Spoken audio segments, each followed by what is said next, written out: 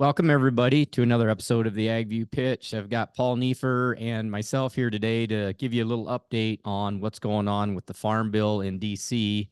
And so we're going to start out with Paul just kind of giving us an overview, and then we'll get into some questions and some things that he's seeing from the House side of the proposal. So with that said, Paul, go ahead and kind of start at will. I will do that. Essentially the House Ag Committee, which is again controlled by the Republicans. So this is sort of a Republican proposal. The Senate side is controlled by the Democrats. So we know there's going to be a clash between the two. But the proposal came out of the House Ag Committee yesterday. So now the actual House itself will be debating it, and we'll see if they pass it as is. But I just want to go through some of the key things that I think production ag would be most interested in. Number one is there's definitely a large boost in reference prices.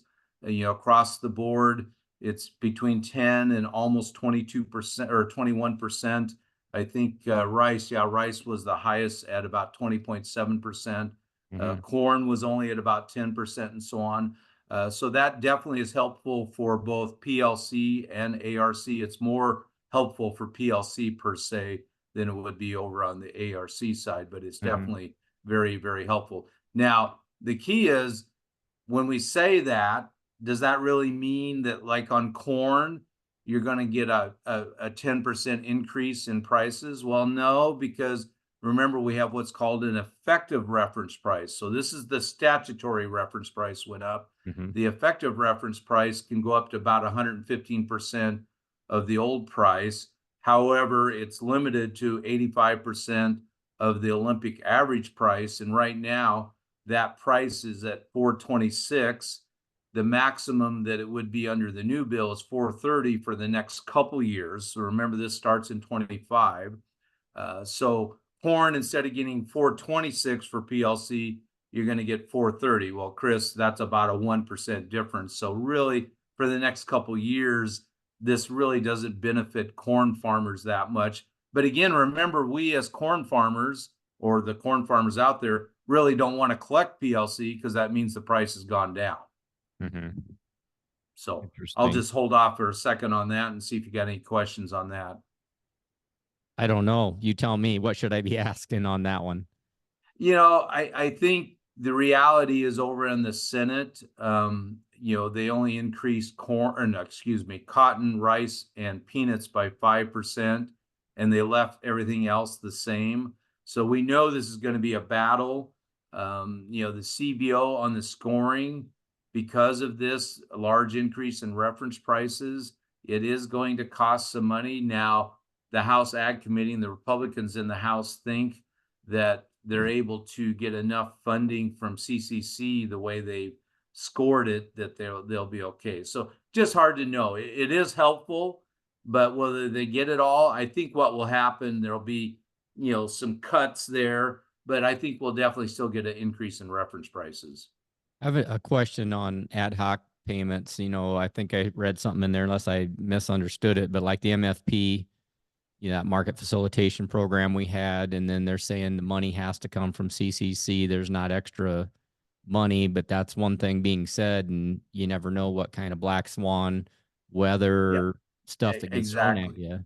Yeah, and see how the CBO, and this is my understanding, so I could be off a little bit, but the CBO, because there's $30 billion a year of, I think it's per year, of authority to use CCC funding. And CBO came out and said, hey, we're only going to allocate $1 billion, per year, or 12 or 10 billion over the life of the, because they score it out for 10 years. Well, we know MFP was probably 20 or 30 billion. CFAP was 20 or 30 billion. So what the House is saying, hey, our history is that we use quite a bit of CCC, so therefore it should be part of our baseline. So that's the battle that's going on right now. So we'll see. Now, the other thing, since PLC and ARC is based on base acres, a farmer has to have base acres in order to get that payment. Well, a lot of young producers or producers that have planted more acres than their base acres, they're sort of being penalized. So this House allows a one-time opportunity to increase base acres. It doesn't change your current base acres at all. There's no reallocation. So if you have 1,000 base acres of corn and 1,000 base acres of soybeans, you're still going to have at least 1,000 of each. That doesn't change. What changes is that you're allowed to increase your base acres if your planted acres were greater than your base acres, including if you planted to what we call non-covered acres, and that's like in your area, sweet corn, green peas, potatoes, onions, those fruits and vegetables that a lot of farmers, even in the Midwest, will grow those crops. As long as those crops are less than 15% of total acres, you get to increase it for all those non-covered commodities. If it's greater than that, then your limit's going to be 15 acres. And I have a quick example here. I'll just read it sort of verbatim. You farm 200 acres, of which 100 are corn base acres and 100 are not currently base acres at all. During the test period, which is from 2019 through 2023, you planted on average 25 acres to green peas. I used green peas, and the 175 acres were planted to corn. I just assumed there was no other crops.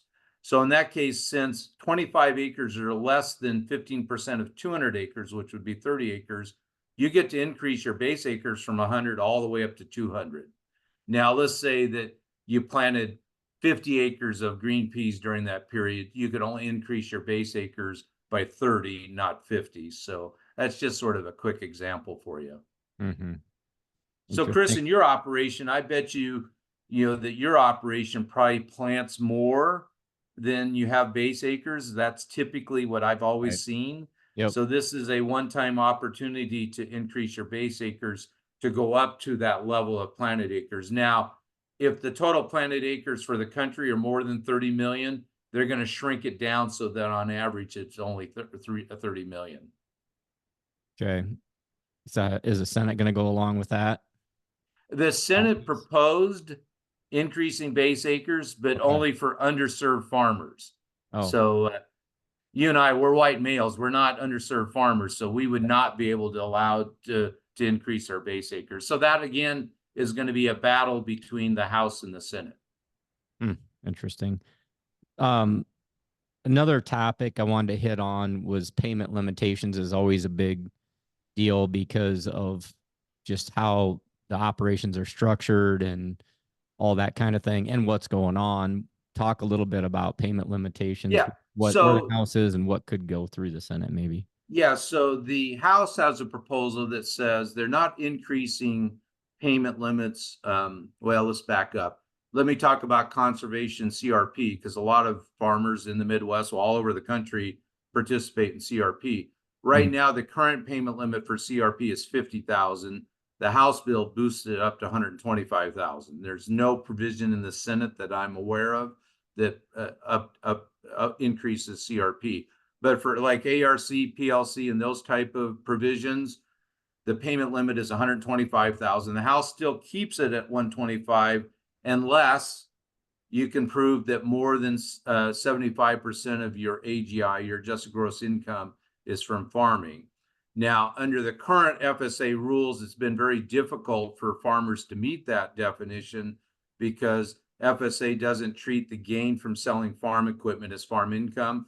The House proposal specifically states, FSA, thou shalt treat gains from selling farm equipment as farm income. So I'm going to say almost all of your farmers would then qualify for this boost up to 170 or 155,000 from the current 125. So if you're really a farmer, you really get 155,000 payment limit, not 125, and it's indexed to inflation. So that's a good result. That leads me to kind of, I don't want to go down a rabbit hole, but I might be, but I'm going to anyway, is a lot of these farm operations have cousins, brothers, uncles, sisters, farming together. Yep. And, there's, we've had conversations in the previous podcast you and I had. If people want to go back and listen to that, we talked about GP, the general partnership structure. Yep. There's also the ownership within some of the family businesses, and then you have the actively engaged and the non-actively engaged. Yeah. And partners so in this these this is operations. going to create, yeah, this is going to create issues, Chris. Right. If That's what you're I'm just a wondering. Schedule F farmer, your payment limit's going to be 155,000 in most cases. If you're a family partnership where two of the family are really actively engaged in farming and that's their only source of income, and two of them are, let's say, live in Des Moines, they're a teacher or whatever they might be, a doctor, that's going to restrict that payment limit for their share from 155,000 down to 125,000. So you're still going to get the 125, but it's that increase up to 155 that might get curtailed because you have too much income from non-farm activities. Mm-hmm. Another side note on that sort of too is when you sign up for the farm bill, you have to show active participation and Yep. all that. And sometimes we see some of the farm operators that are transitioning, they're getting less and less acres. And I've seen some of the counties start to really quiz the senior partners or the youthful partners that are coming in Yep. on either end of that spectrum. Are you actively engaged? Are you operating equipment? Are you making decisions and stuff? Is there anything that they're changing or tweaking there a little bit, or is that kind of pretty much? I didn't see anything in the provisions that tweaks that. Now, the one benefit that, let's back up to payment limits, is that right now, if you farm as a S corporation or an LLC or an LLP, you're limited to one payment limit. This proposal, the House proposal, says, let's say you have four equal owners and they all farm. So let's pretend like they're all active. You got four, they're all working on the farm, but they're structured as an LLC. Under current rules, they get one payment limit. Under the proposal from the House, they're going to get four payment limits because they're going to treat it as if they were like a general partnership. Mm-hmm. Now, Chris, for those farms that still are C corporations, which we know there's still some C corporations floating around. Yeah. Chris raised his hand. As far as I can tell, that's still one payment limit, even though there are five family members that each own, 20% or 25%. That's still restricted to one payment limit. Now, at that point, maybe you elect to be an S corporation because it's very important for you to have 3 or 4 payment limits. So again, I hate to say it, but some of the tax structuring we do may run afoul of FSA limits. So that's something we're going to have to be careful of. Yeah, one way to get around with the C corp thing is you just have individuals in the operation. If they don't own any of the C corp, they go out and rent the new ground, Yep. Yeah, and exactly. then you have another Yeah. entity. And so there's Yeah. there's Yeah.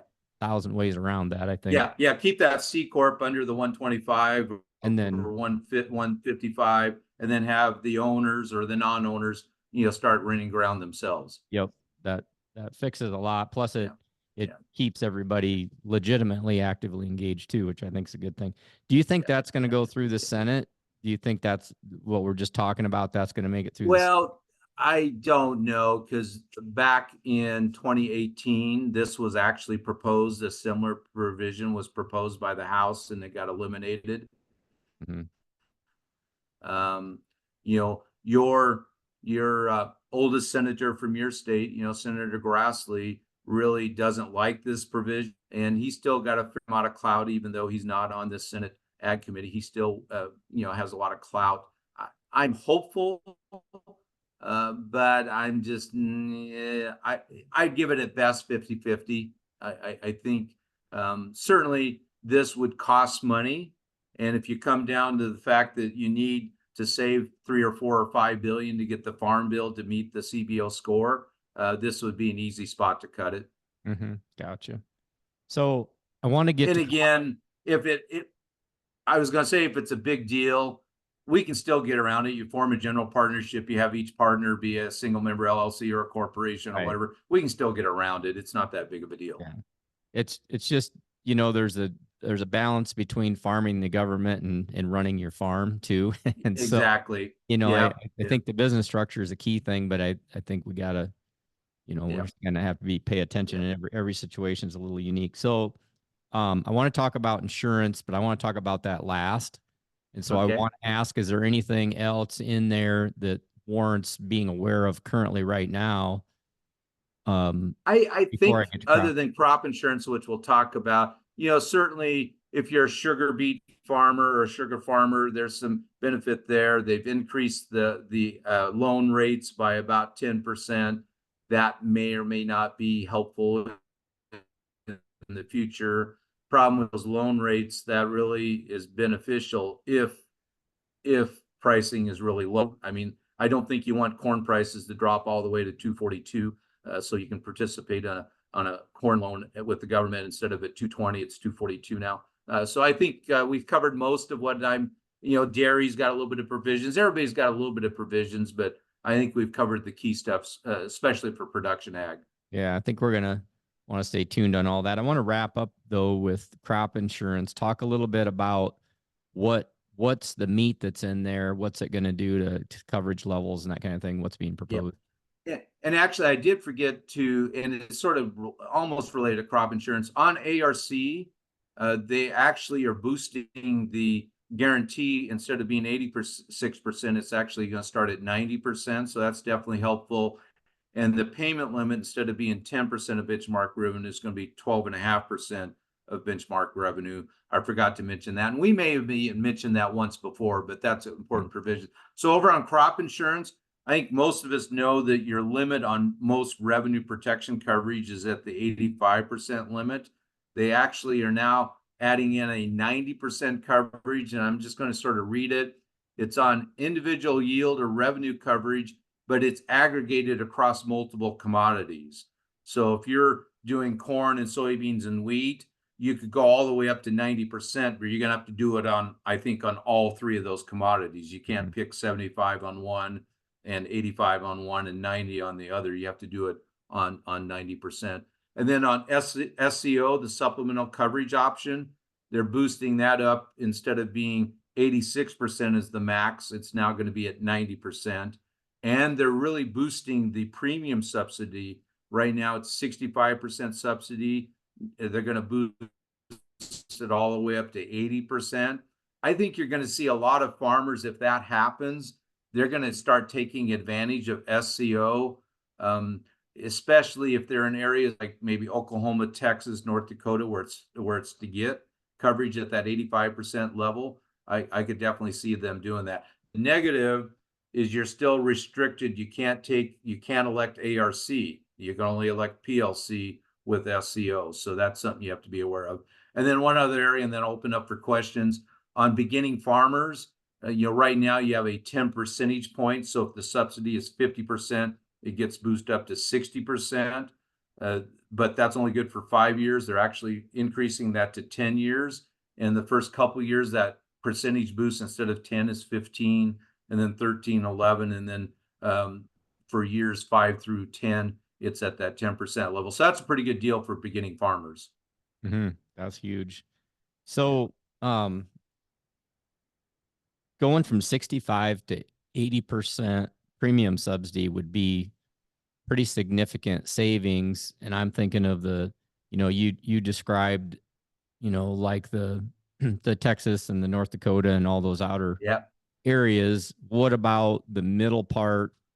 Because you're talking a lot of money. I mean, that's going to be a fairly expensive endeavor for the U.S. economy. Is that something you think the Senate's going to go? I don't think it scored that high on the cost. So I think it still is, because I think even on the Senate side, Stabenow, who's the chair of the Senate Ag Committee, is very much a proponent of having a lot of our subsidy really go for crop insurance, using that instead of an ad hoc, like ARC or PLC. So I think that really has a good chance of getting implemented. Also, Chris, I'm part of the Midwest Midwest Ag Council, and I think we actually, as a council, sort of help get some of that stuff into the bills. So if you're in that Midwest, and that's really the key states in the Midwest, that's something a farmer might be interested in checking out. It's a pretty good advocacy organization. It gets started a couple of years ago, impetus from Colin Peterson, the retired House Ag Committee. So I think that's a pretty good thing for farmers to check into. The Midwest Ag Council, right? Yeah, yeah, or Council on Ag. I always get it screwed up. I can't remember if it's the Midwest Ag Council or the Midwest Council on Ag, but Okay. either one We can look it up. is Yeah. good. So Yep.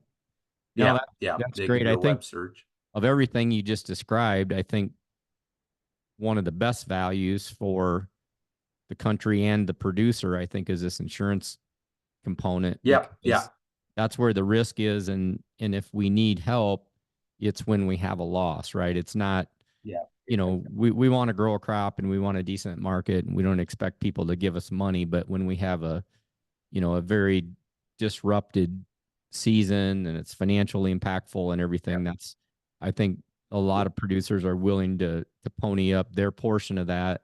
And if the premium is 80%, holy crap, why would you not spend yeah, 20% on? I yeah. mean, I'm not an insurance agent, but when I look at Well, insurance, I think what will happen too is people will then maybe instead of buying RP at 85, they'll buy it maybe at 65 or 70 and then use SCO, because remember that 65% RP is subsidy is a lot higher than 85%.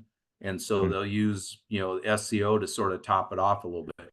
mm-hmm. Now you got to be careful because SEO is based on the county, so you got to be careful with that.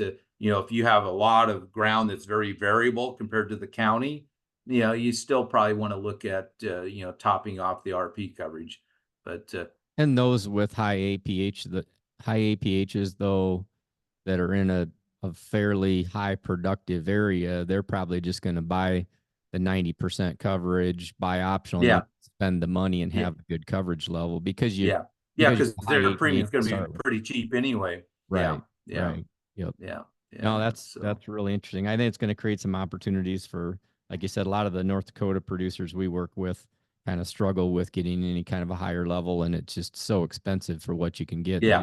They kind of get the shaft compared to, some of the Midwest producers, I think, Well, from what I see. I look at my Southwest Missouri versus the coverage on my farm that you farm for me, and it's 3 or 4 times more expensive for the same coverage, Right, right. Yeah. and Interesting. that's irrigated ground. I Yeah, mean, it shouldn't, it shouldn't be, but it just is. yeah, yeah.